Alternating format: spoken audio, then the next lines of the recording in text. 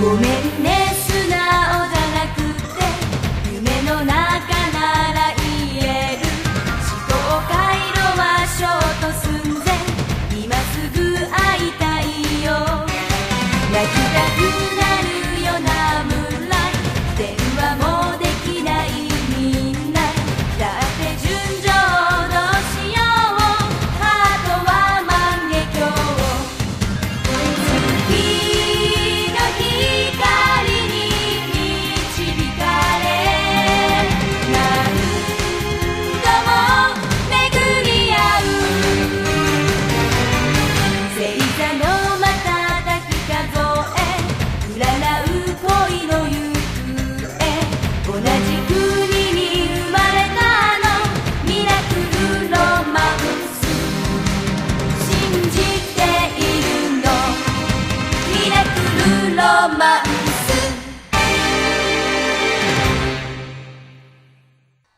Welcome back to Moonie Thoughts. This is episode 3 and happy holidays! Happy holidays, guys. I can't believe that 3 episodes in and we're already up in our first Christmas special. Yeah, that Christmas happens around this time. So, but today, the episode today will be a little special. We've got some special holiday stuff planned, so it'll be fun. Yep. Just quickly 2 things. The first part is that we always be 2 acts behind of recording, since it'll take the time to edit the podcast and getting it all ready for you guys. But I always take the notes after we record for the next 2 episodes. And also by the time this is out, most of you know that season 2 has been confirmed. Yes. A couple pictures were posted to the fan page that revealed Chibiusa in her Senshifuku, and then an episode guide that they're planning, that lists the episodes they're planning, which means that in the next season, we know for sure we will have Chibiusa, the Black Moon Clan, and Sailor Pluto, which is great, because I love Sailor Pluto. Yeah, no, I'm actually quite glad that they kept Sailor Pluto. I don't know what they're gonna do with her, like putting her with the outer senshi or put her in the universal senshi. But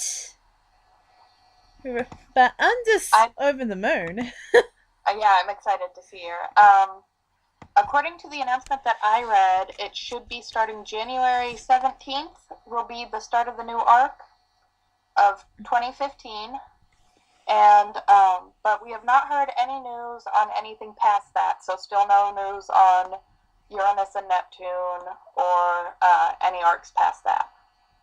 So it means that they've been listening to us. They know that we love Sailor Moon Crystal and we want to see it keep going. So you keep watching it on places like Hulu or Neon Alley where you can. I know that those aren't international, but every time you watch it somewhere where they can see, where they can count how many times people have seen it, that shows them people are interested and they want to keep this series going. So keep supporting Sailor Moon Crystal and we're going to keep getting seasons. Yeah, I had a feeling straight off that since the first part of 26 is D Point, I figured that they're going to carry on with with Black Moon after that with Chibiusa. So I had a feeling that she's going to be part of the series, and wow. Yeah. We do have some updated info from the last podcast that we forgot to tell you guys. First one is about Queen Serenity has her wings like bow. Oh yeah, the bow on the back that looks like little fairy wings. I always love those. They're so dainty and pretty. That has been updated to the opening. Also to the opening, there has these rainbows like shining out of the crystal as well at the end. See, you caught that and I didn't. I'm gonna have to take a closer look at that. Which got me a little bit surprised that they added that, unless they're gonna try and do the 7 crystal. Like, are they the 7 rainbow crystals? From the episode guide that was posted, if it's true, which I believe it is, but they're sticking closer to the manga, so I don't think they're going to do the rainbow crystals. But it could just be, part of an update because as more episodes progress, we see more and more of the crystal's power, and they've kind of been updating the intro to fit along with what we've learned and what's changed in the episodes. So I think it's just something more like that.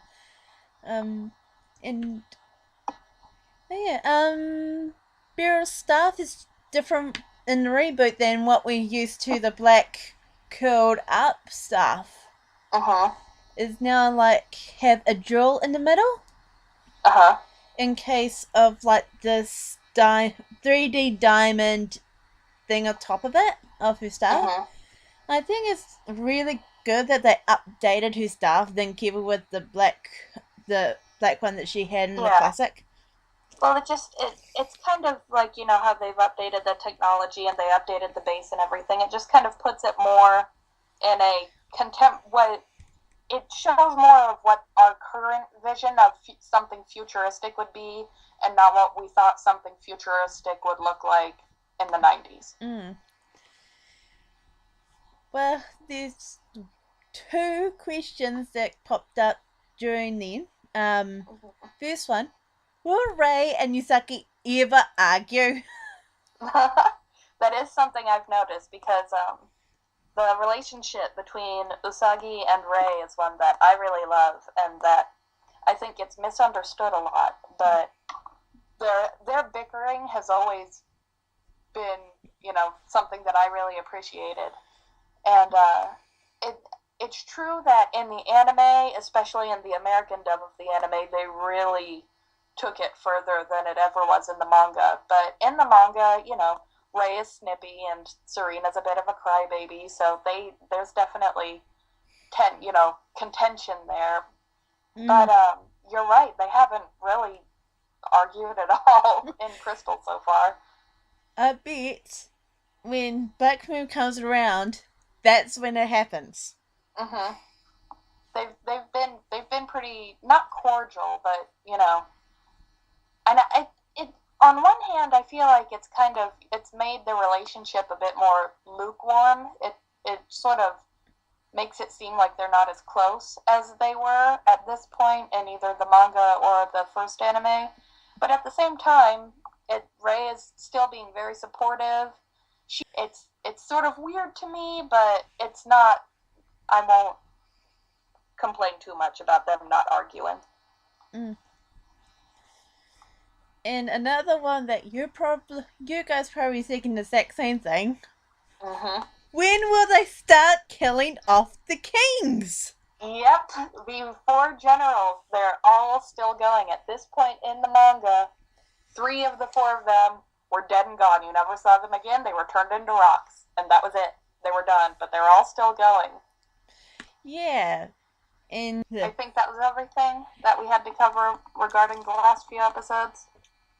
Now, I believe that was all the continuing information we had. Yep. For Act 8 and 9,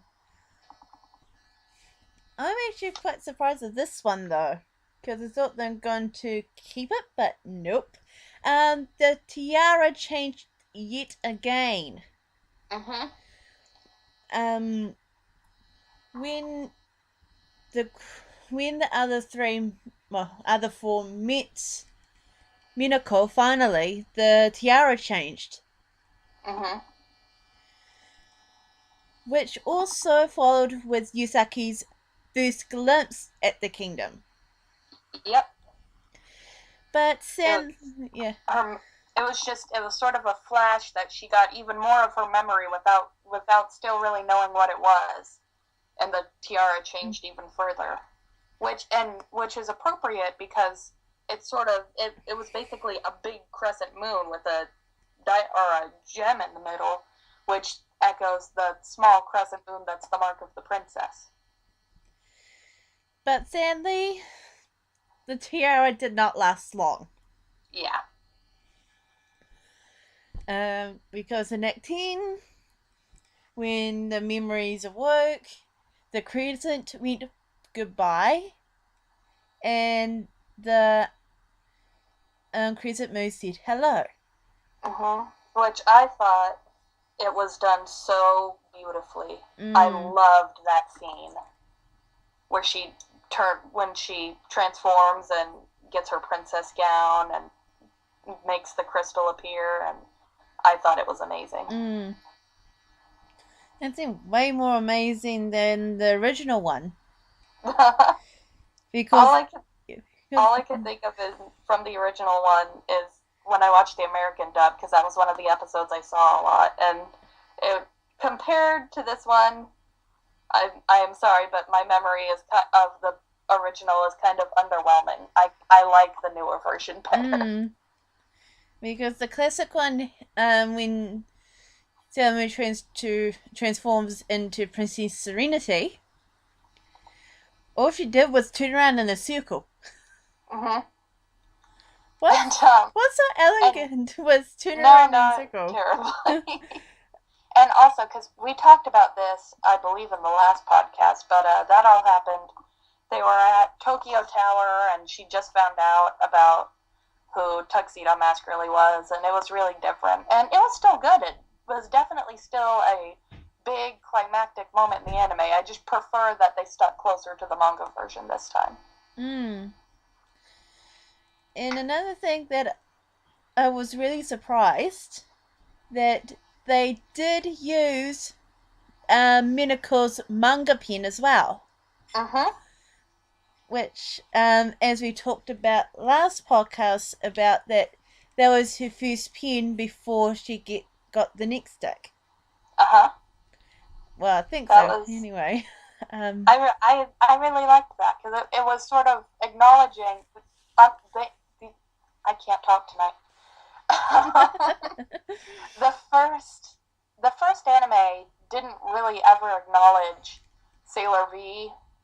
I mean, it did, but not to very much of an extent. It just kind of swept it under the rug for the most part. But this is a nod to, she did have her past, and this is part of what she was doing. This was how she transformed because she wasn't awakened like the others. And also, Minako actually saying about the memories as well. This is another acknowledgement of what we said last time about her awakening. Well, connects to her awakening, but also said that I'm the main leader of the group. Like, this is before South Moon actually. I don't know if Sailor Moon actually existed back in the Moon Kingdom, but if my understanding is correct, this is before Sailor Moon was even born. Yeah, that's something I've never been terribly clear on. I know there was Princess Serenity and her Senshi were her guardians, but I don't think Princess Serenity could become a Senshi herself in the Silver Millennium. I think she was just the princess. And she had her own powers that came along with that, but I don't think she was Sailor Moon at that time. If anyone has evidence to prove me wrong, please let me know, because I'd love to have that cleared up for sure, but that has been my understanding. Yeah. And even more so than in the manga, which is something that I've been discussing this entire time, they're really pushing the story elements of being alive, the past of the Moon Kingdom and what happened there. Minako in Sailor Moon Crystal knows more than she has in any incarnation about, she remembers more about her past, and she mentions aloud more about she mentions that she knows that this isn't really what Kunzite is like, and this isn't what he really wants to do, and she knows and tells us as viewers and the other senshi so much more than she has in the past.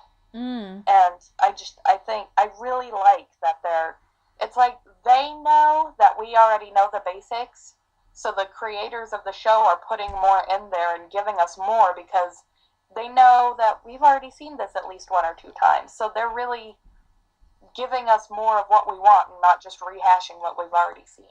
Yeah. And I really appreciate that. Yeah, it's the same thing with war. We usually don't see, like, we did see the war in the classic, but it's, like, really watered down. Yeah. But in the war, in the crystal, it was showing Yusaki, who drew Sasaki about a dream nightmare what happened to the Earth Prince Endymion.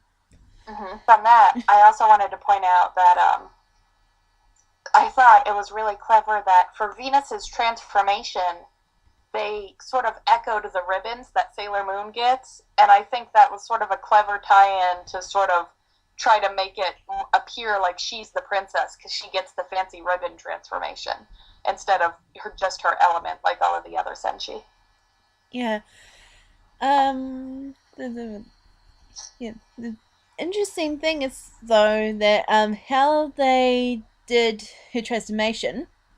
I don't know if they're going to keep that or they're going to throw it away and get back closer to her original transformation. Because so it's like, it's completely different because we all know that she uses like this heart or star ribbon. And we don't really see that. Except, but at the end, you see the her original end part of the transformation. Yep. So I think it'd be really cool if they redid it now that we know that she's not the princess to fit in as with more of the other senshi. I think that would be clever. Yeah, and also add in her call as well.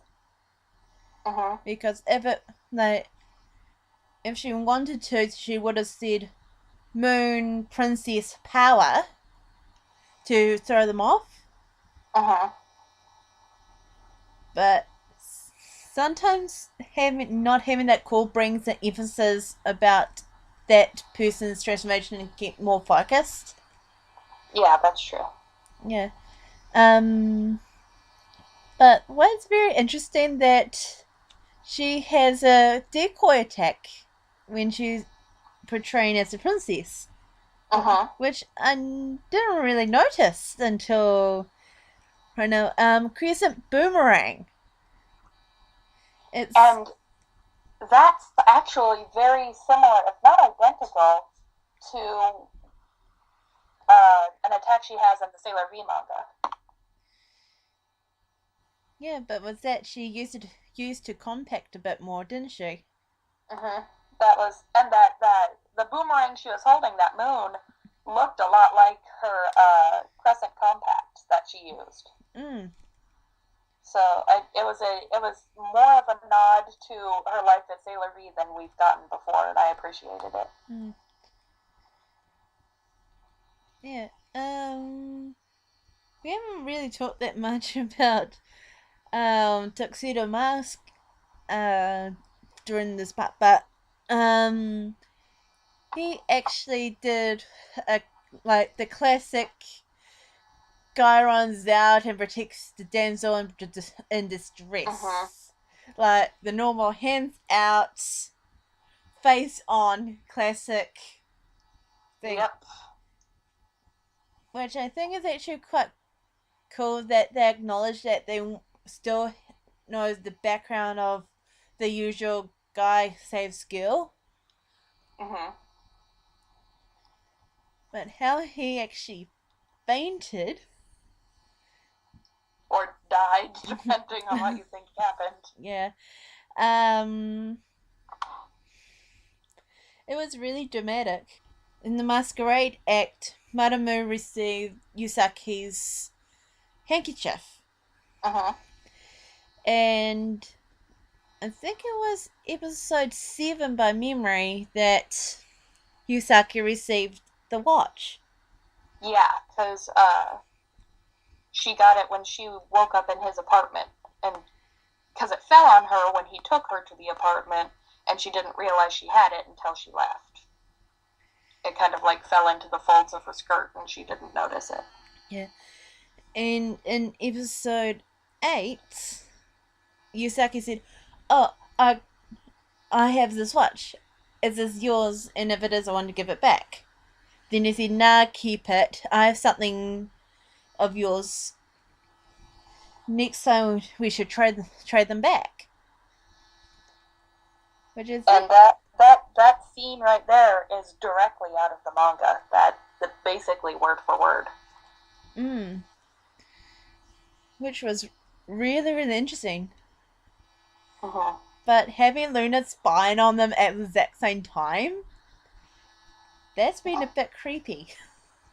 Well, I mean, that was in the manga too, and it was sort of how she came to, I think it was kind of showing how she's coming to accept Tuxedo Mask more and not be so suspicious of him.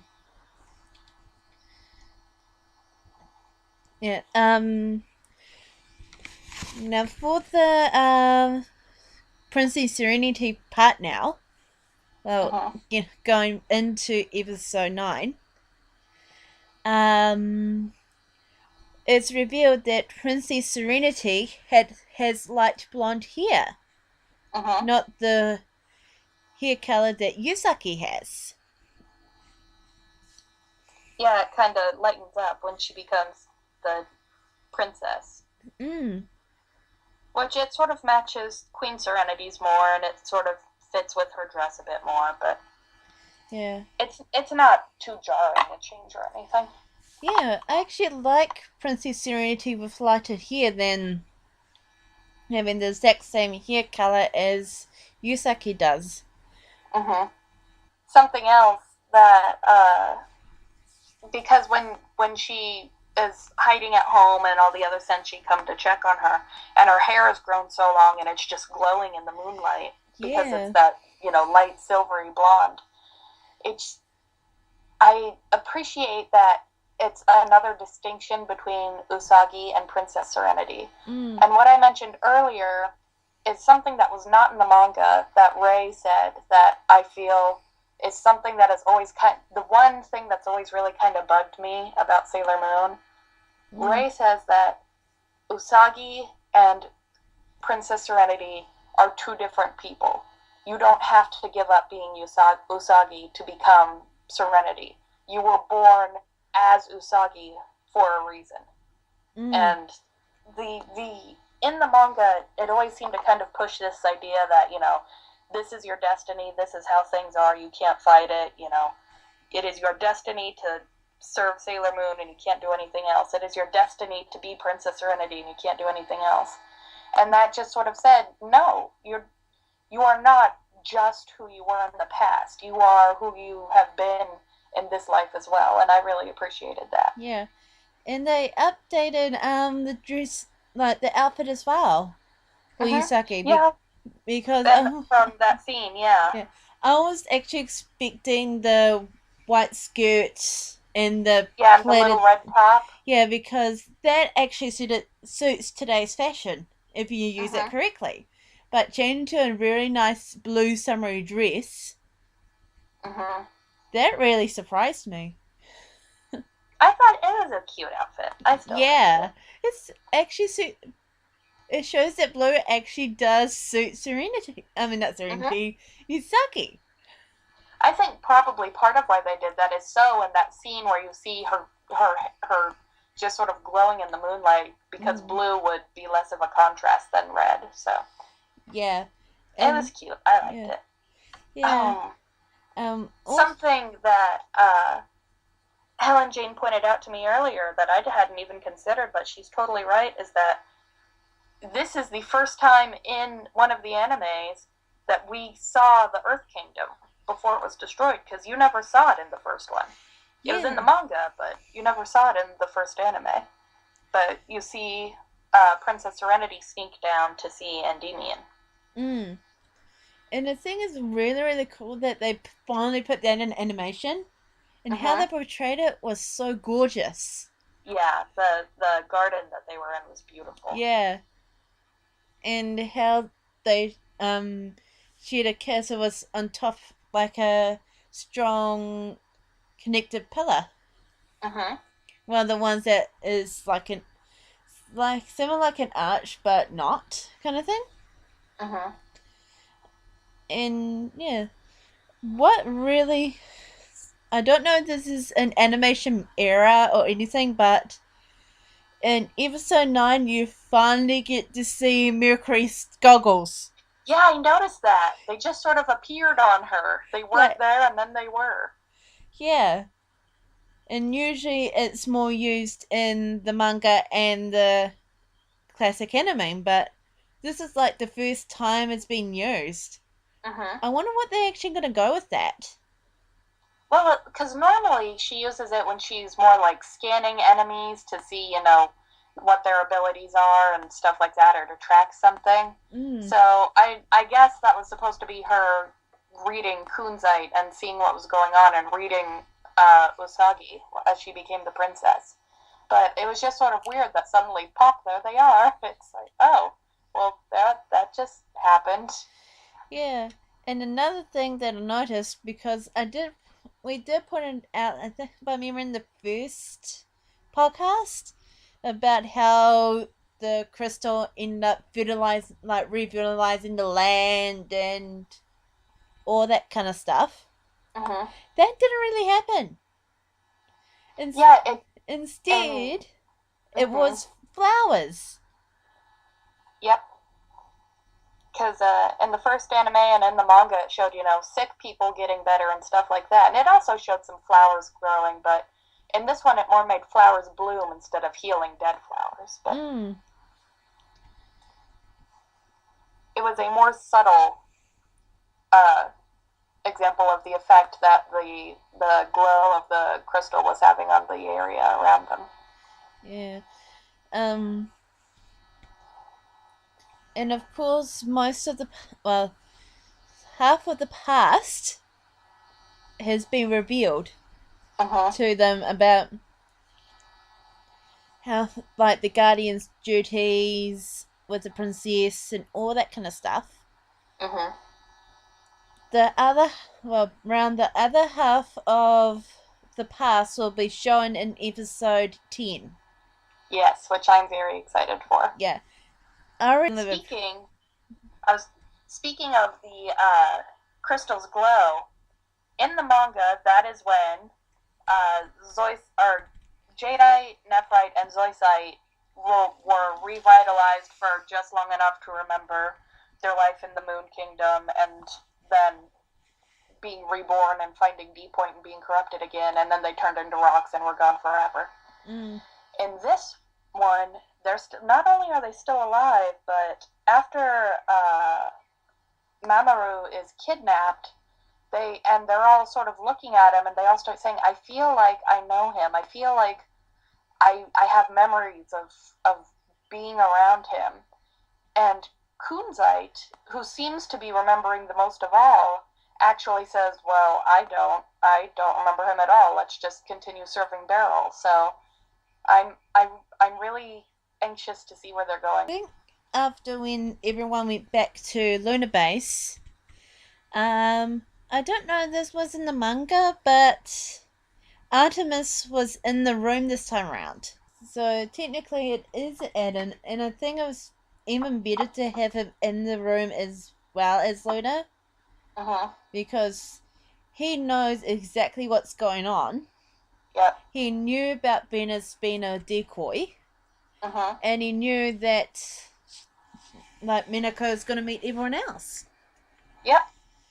So he knows everything else that Luna didn't until her memories was unlocked. Yep. Yeah.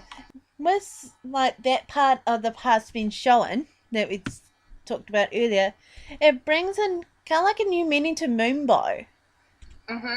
That's what we have almost all of the information behind the prince and princess now. So you can really see how well that song applies. It's like, it's mind-blowing that nearly every single episode you get a piece of what the history is. Mm-hmm. Which I think is really, really clever. Yeah, I really like it. It's like I said, it's like they know what we want, so they're giving us what we want, not just what we've already seen. Yeah. But I do draw one question out of episode 9. Was it rose petals or blood shown when the Earth Prince was murdered? My theory is that technically what it's showing were petals, because that's kind of the shape it was in and it didn't flow like a liquid. But I think that was definitely supposed to be reminiscent of blood splatter. So it wasn't as violent and gory, but it still definitely got the point across of what happened. Yeah. If it is rose petals, it is a very elegant death. Mm-hmm. If not, well... It was a Sailor Moon death, and thus it had to be pretty. It couldn't be gross. It had to be pretty. Yeah. Unless you're a monster, then you can die. You can, like, fall into a puddle of ash and die. Or if you're a zombie mummy. But other than that, if you're a main character, you die pretty. But yeah, I think that's enough for this part of the segment. We're gonna take a break to recuperate ourselves. Yes.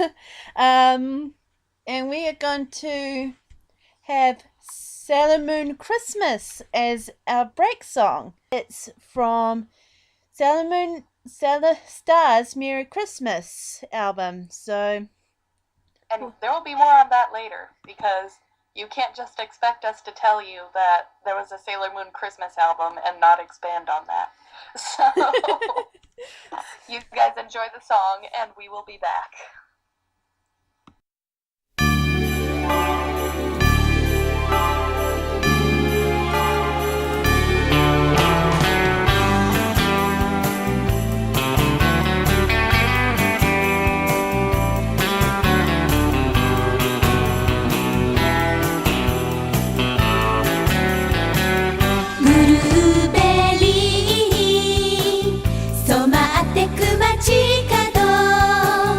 星たちが瞬き始めたわ待ちに待ったイブよお月様みたいな超ビッグなケーキにキャンドルを立てましょう真っ赤な炎を灯して屋根に届く緑色のツリーを飾り終えた頃教会のベルが鳴る暖かい部屋にピピパイのシャボン玉パーティーはこれから今夜は時間を気にせず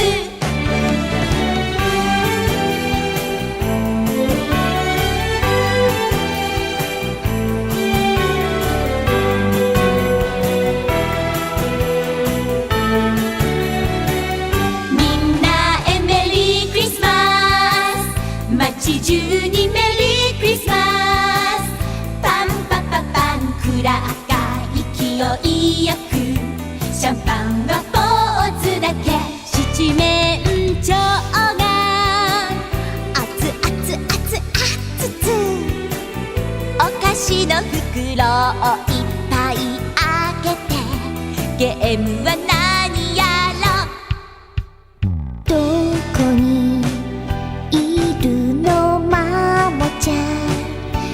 星は消えていつか曇り空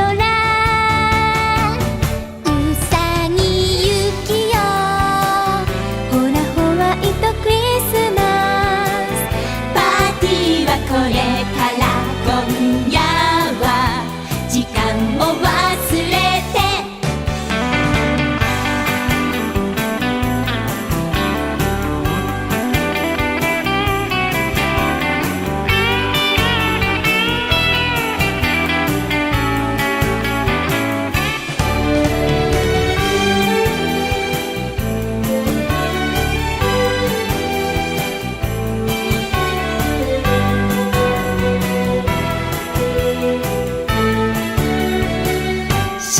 新つもり一面雪化粧どんな雲もきっと晴れて眩しい世界空に星が再び瞬いて鈴の音を響かせ飛び抜けるそりにはサンタクロース世界中笑顔メリーメリークリスマス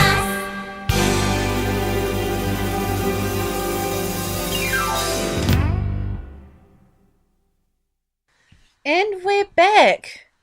Whew. Finally, the laughter is out of our system. Yes. So, we are going to introduce to you another regular segment that we're going to do in the future, if we don't have anything else to do. We call it Moon Trivia Attack. Yes. So, This is. If we are here spouting our Sailor Moon knowledge, we ought to put each other to the test. So we are going to ask each other a short series of Sailor Moon trivia questions and keep a running tally. And at the end of the season or at the end of the series or the story arc, maybe we haven't decided what exactly yet. Maybe you guys can give us suggestions. But whoever has a total of the most questions right gets some sort of prize from whoever didn't get the questions right, like, maybe a drawing or something like that. So it's a little something fun. Let us know what you think. Yep, each time we'll be asking 5 questions to each other, and we are not allowed to use our sources, other sites, or any media outlets. So it's completely from our heads. Yes, to make it we can't look anything up. We can't, try to say, oh, I'll get back to you in like 15 minutes. We got to answer it. So this is just a true test of our Moonie knowledge. Let's hope we don't embarrass ourselves. Yeah. So, who wants to go first? All right, call heads or tails? Tails. It is tails. All right, you get to ask first. Oh, excuse me. Yay.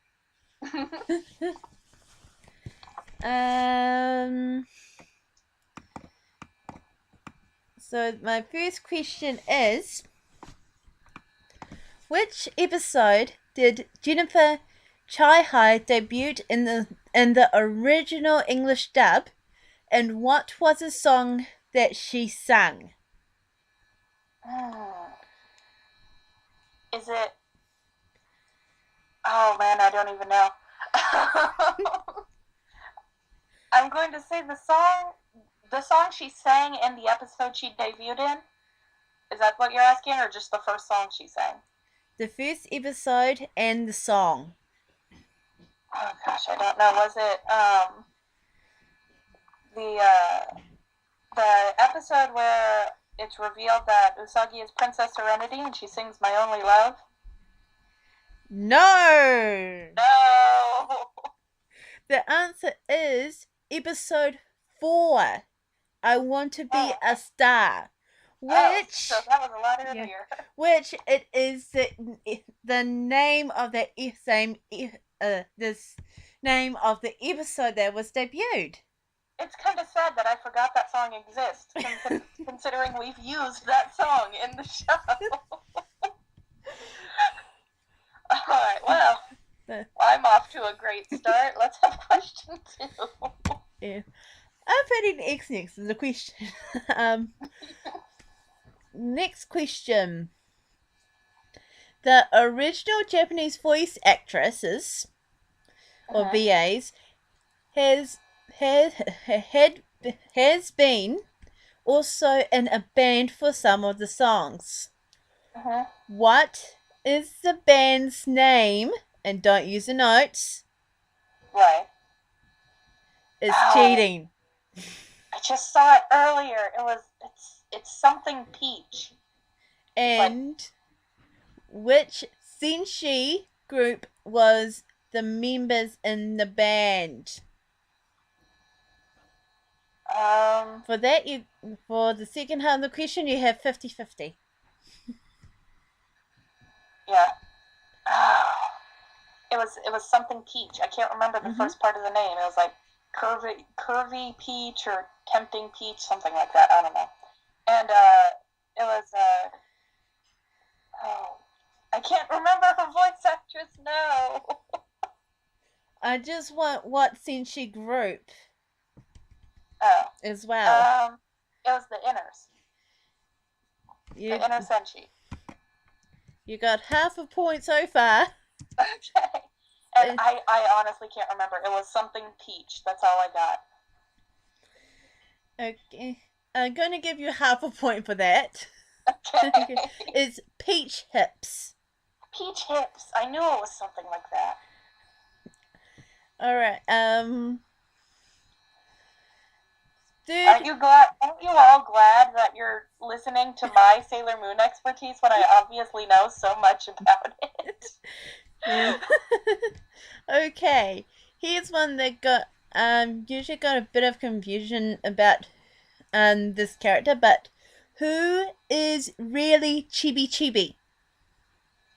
Chibi Chibi, I believe, at least in the manga, Chibi Chibi is like the Earth incarnation of Sailor Galaxia? No! No! But it is a Sailor Senshi, so I'll give you half a point for that. But it's Sailor Cosmos. Cosmos! Okay. I always mix up Cosmos and Galaxia. So far you got a point. Okay. Okay, number 4. True or false? Does Artemis and Diana have a human form like Luna? True. Yay! Yay, I got it! It's a fact that in the Star Saga, if you look in certain chapters, you will see Diana and Artemis having a human form. And there is official art out there showing that they do have a human form as well as Luna. Yeah, I've seen at least one picture like that, so I knew that they had one. Now the first one is the trickiest one. Okay. Oh God, because I've done so well so far. Yep. Alright. So at Anime Expo this year, at the Viz Media panel, what was announced on Yusaki's birthday? Oh. I did not watch that panel, so I honestly have no idea. Do you want to give it a guess? I will guess. It's something that is released on Usaki's birthday? Yep. Is it the soundtrack? Nope. Is it the DVD release?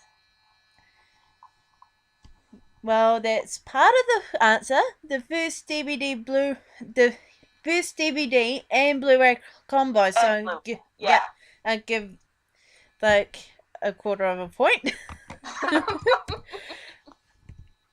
Okay. It only took me like 3 tries. Yep. So I did great. I got I think 3/4 of a point total. Do you want to give another guess on what the other parts might be? Oh. No, because I honestly have no idea. Okay. What they have announced on Yusaki's birthday is the cast of the Viz Media dub, the PVC figures, of course the first DVD Blu-ray combos, and on that day they released the first limited edition box art with a limited edition coin. Ah. With that is a series of 5 boxes. So the first box was released with a limited edition coin. That's for the classic. Then there's Sailor Moon R, Sailor Moon S, Sailor Moon Double S, and Sailor Moon Stars. So at the end you get a $5 collection, each with a limited edition coin. Oh, well, that's cool. So now you figure out how the scoring works. Each correct answer will give a point. If it was... Yeah, I have like if 0.876 of a point. Yep. Or if they get it completely wrong, it's no points. So in the moment, Katie is 1 1/4 points. Yay! I hope I kind of do better. I don't know. I think it's because I don't know a lot about voice actors, so that kind of killed me. Alright, well, my questions are comparatively pretty easy, so you're probably going to just kick my ass entirely this round. So... We will see. Okay. Alright, question number 1. What is the name of the first Yoma that Sailor Moon fights? Ah, shoot! Shoot! See, apparently I picked questions that were easy to me, and you picked ones that were easy to you, and we managed to pick ones that neither one of us know. We're still new to this quizzing, so maybe next time we should just do a topic, then do the questions. What do you guys think? Should we do that? I think my memory starts with E, but like Edina or something like that. Is that your guess? Yes. It is wrong. Ah! Her name is Morga. Ah! Alright. This one, I'm pretty sure you have mentioned it, so I think you know. But it's, where is D Point located? In the South Pole. Actually, the North Pole. Ah! We'll do a half point for that. You knew it was a pole. Okay. It was a 50-50 chance. Alright. What is the English name of the character known as Motoki? Motoki. It sounds like a supporting character's name. I'm going to go with Andrew. Yes! Yes! Okay. Alright. But yes, Motoki is also known as Andrew or Andy, the guy who works at the arcade that every girl has a crush on. Alright. Question number 4. What main story arc appeared in the original anime but was never in the manga? The Doom Tree. Yes. You got that one right. That was with Eru and Anne and their whole alien love thing. And I didn't really miss it in the manga. It was not my favorite. Okay, this last question. This one will probably be difficult. Alright. Naoko Takeuchi is married to a fellow mangaka named Yoshihiro Togashi. And he is very famous for 2 in particular manga series. Can you name one or both of the series that he wrote? That 2 came into mind, but I'm going to go with Dragon Ball and Dragon Ball Z. Wrong. Ah! his two most popular series were Yu Yu Hakusho and Hunter x Hunter. Ah! And I've seen those two animes a bit too. So your total was 2.5. So you still beat me. Phew. But yes, that was our first attempt at Moon Trivia Attack, and I don't know about you guys, but it amused me. So let us know what you thought about it, if you want to see more of that, or if you were like, this is boring, don't do that anymore. But yeah. If nothing else, it has probably shaken your faith in us as Sailor Moon experts.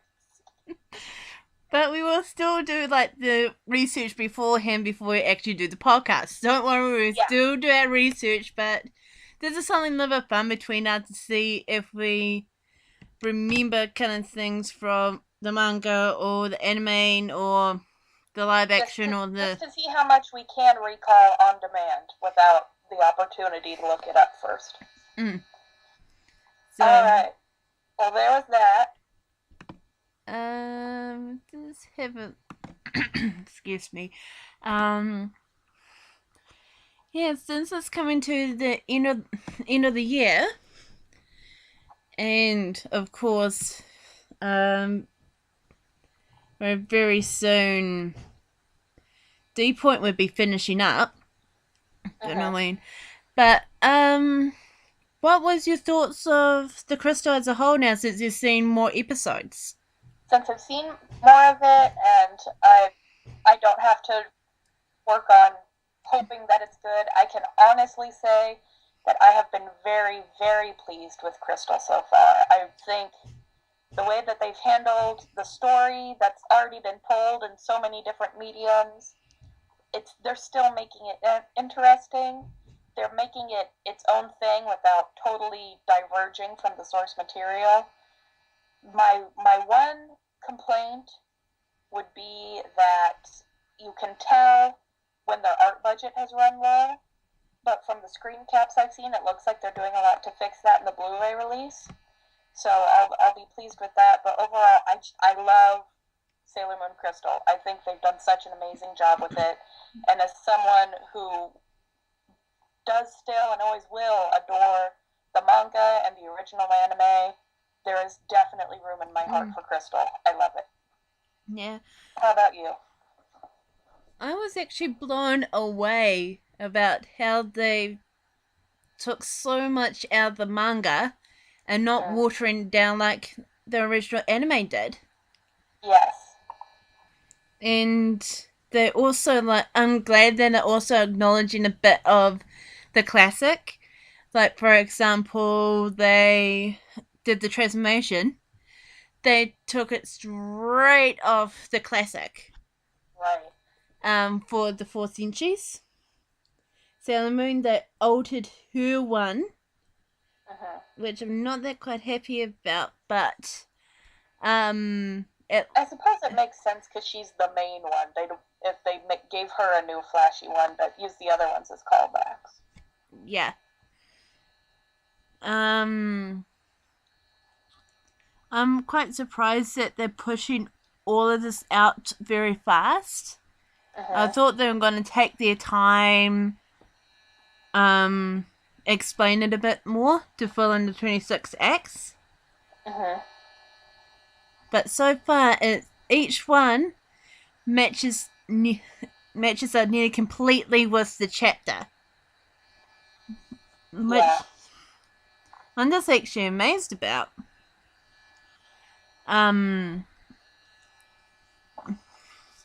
But the one,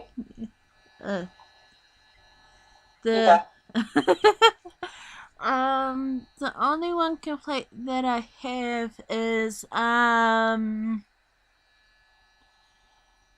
I don't really have any complaints. Can't think about it.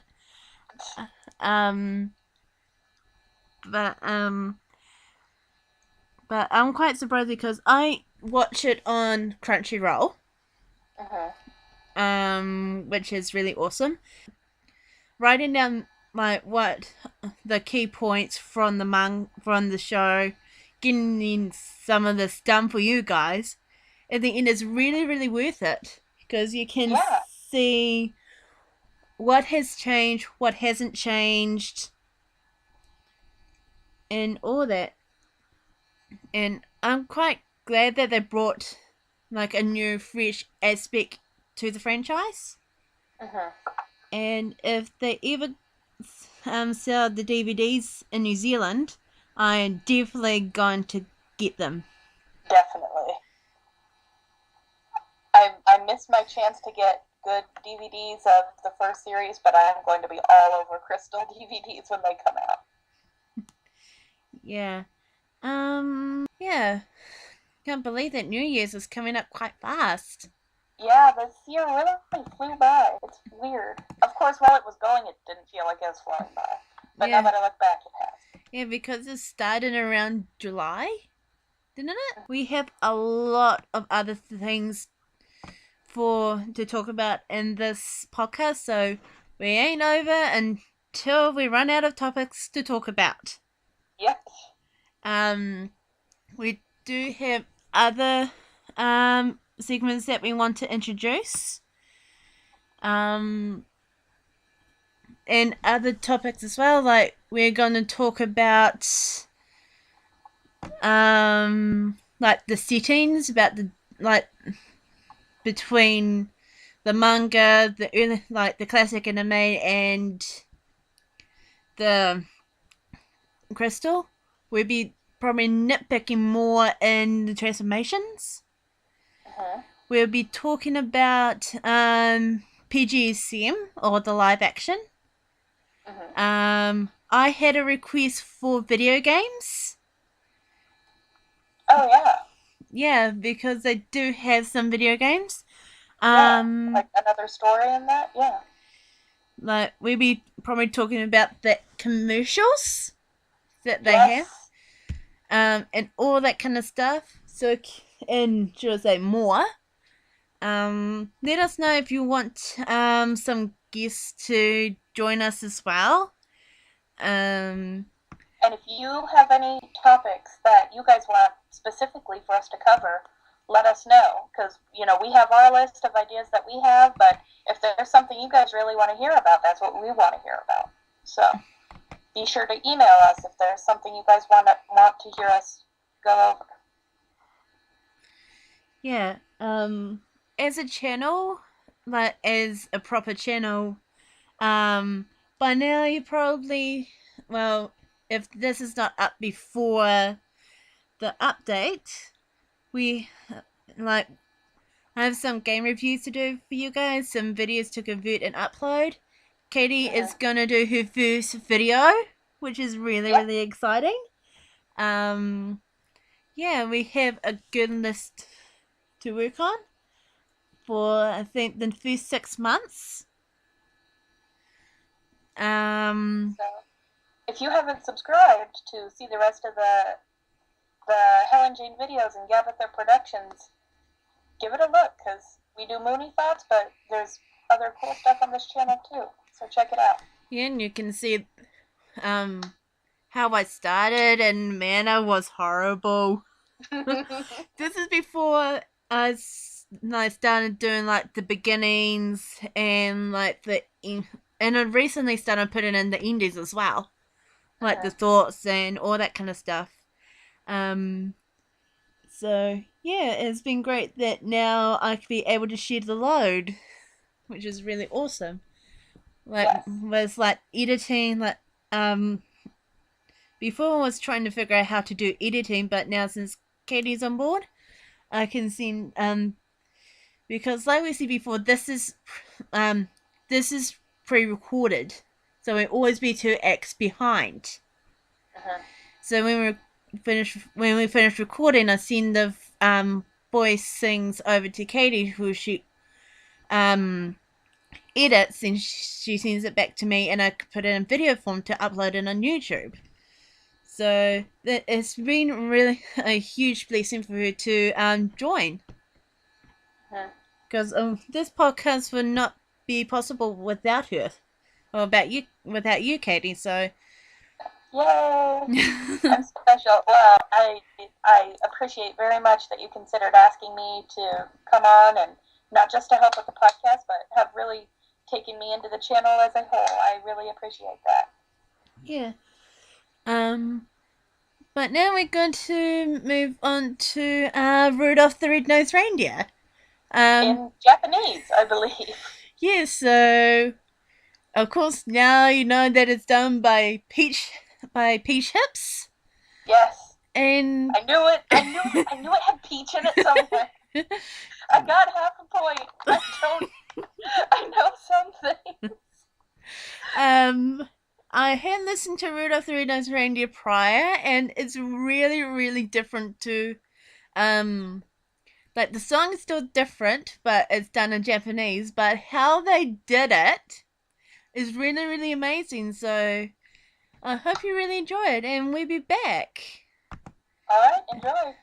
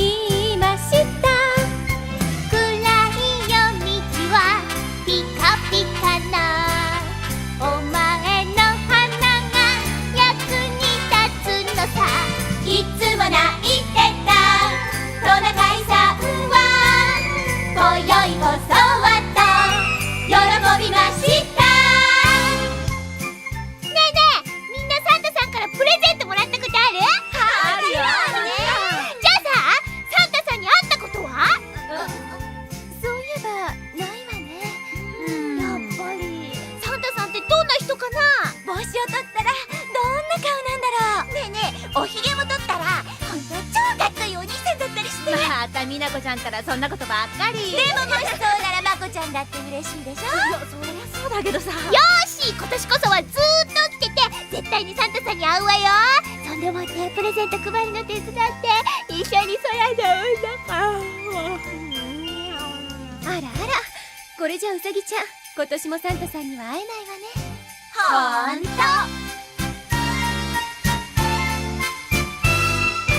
真っ赤なお花のトナカイさんはいつもみんなの笑いものでもその年のクリスマスの日サンタのおじさんは言いました暗い夜道はピカピカなお前の花が役に立つのさいつも泣いてたトナカイさんは今宵こそはと喜びました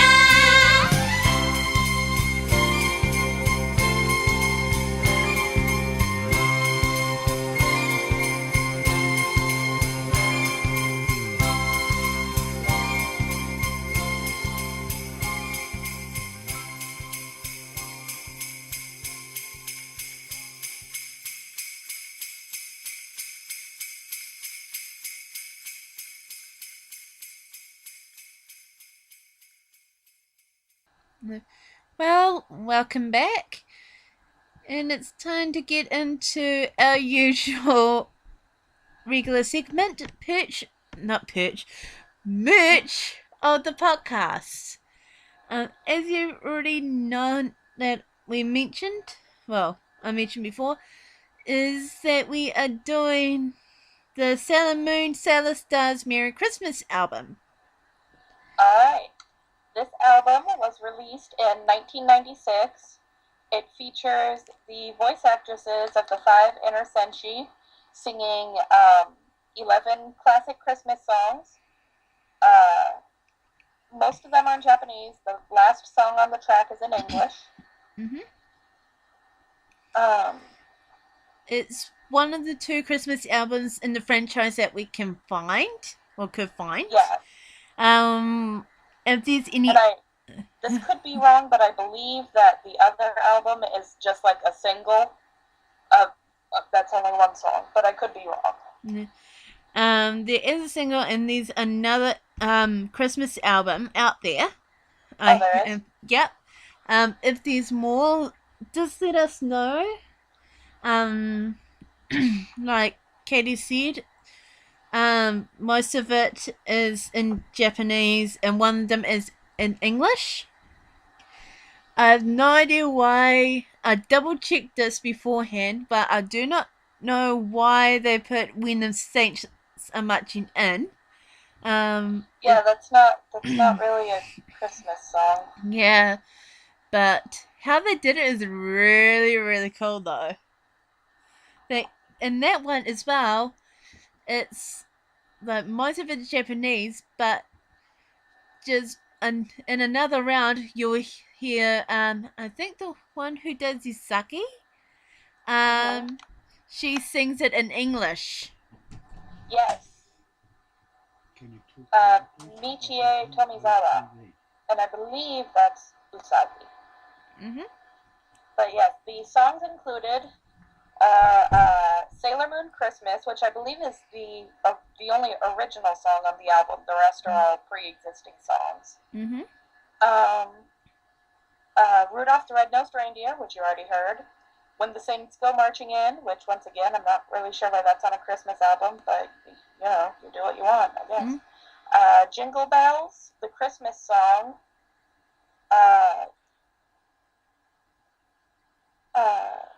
Is that like Can You Hear the Angels Sing? I think is what that one is.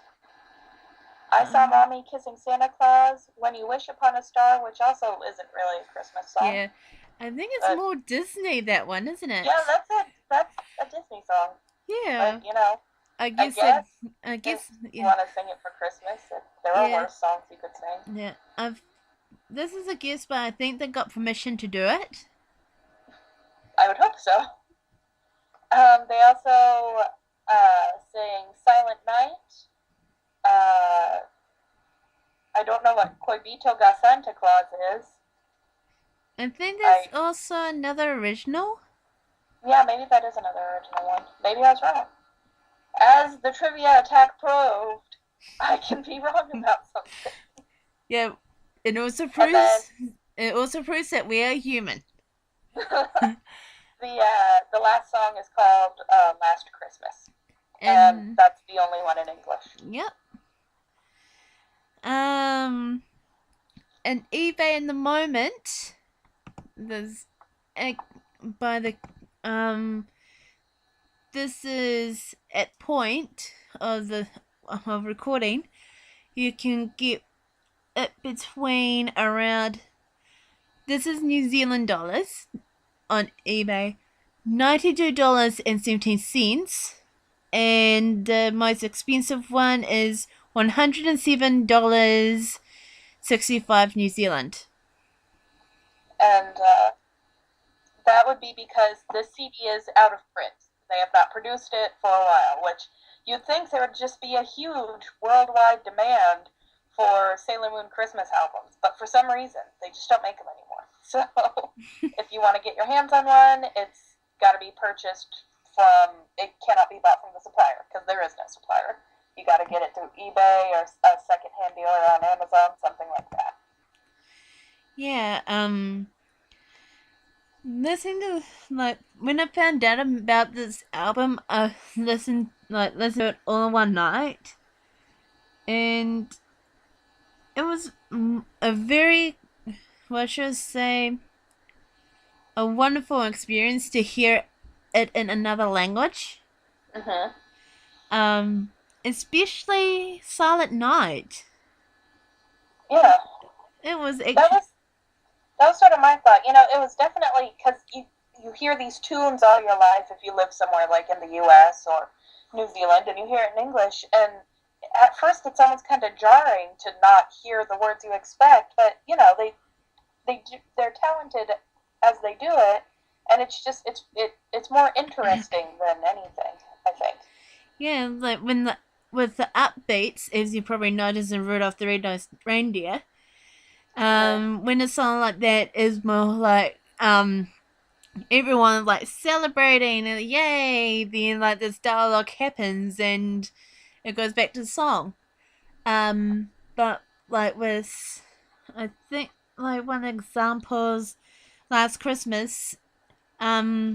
Is much more the dialogue is much more softer and much more delicate. It's like how they did it in their own, like in the sexy like slow tune. It varies with track to track, and that's something that I really notice about it. So if you're able to afford it, go and grab it. And you can find MP3s on any number of sites. I know Sailor Moon Music has it up, and even if you don't want to own it or have it on your computer, I encourage you guys to give it a listen, because if nothing else, it's definitely an experience to hear when the Saints come marching in Japanese. Yeah. Or When You Wish Upon a Star. So yeah, well, we don't really have any feedback this time, except that we've got our first thumbs up in podcast 2. So thank you for whoever put that up. Yeah. So that finishes up the podcast. Again, thank you to Katie for agreeing to use the merchandise page that they have from the last two podcasts and for the rest of this season.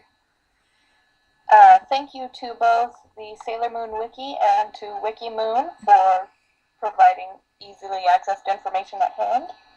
And thank you guys as well for listening and supporting us.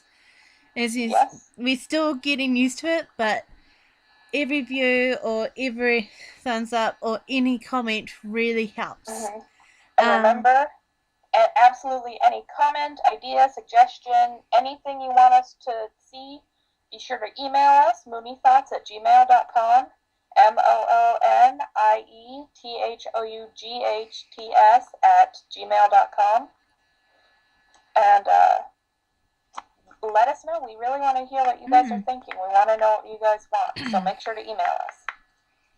But yeah, again, happy holidays. Yes. And, like, no matter what you're celebrating, like if you're celebrating Kwanzaa or Hanukkah, Christmas, or if you're not celebrating Christmas, I hope you have a good time hanging out with your family and friends. Yep, whatever holiday or lack of holidays you celebrate, have an excellent time of year and a great new year. To all of my fellow Americans, it's a little bit late, but happy Thanksgiving. I hope you had a great time with your families. Yeah, and we will see you guys. Actually, this is going to be interesting because the next one for Americans, you're going to have 2 podcasts in 1 month. That's right. Yes, because due to the time differences, we will technically have the what is it, 5th? Because this is the 3rd. The 4th. Well, technically, Americans will technically have the 4th episode for about 12 hours on December 31st, which gives you 2 episodes this month. It'll be this month. Which gives you 2 episodes this month. Because since Hellenjane is uploading them and she's ahead of us, it just shows the time change. That's right. So our next one will be New Year's Day for the Southern Hemisphere and New Year's Eve for the Northern Hemisphere. So we'll be with you during the time period from 2014 to 2015. Yep.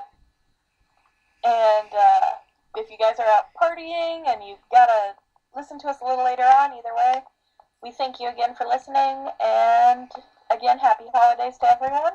And I think that's it. Yep, so we will see you at the beginning of 2015. Alright, bye guys. See ya!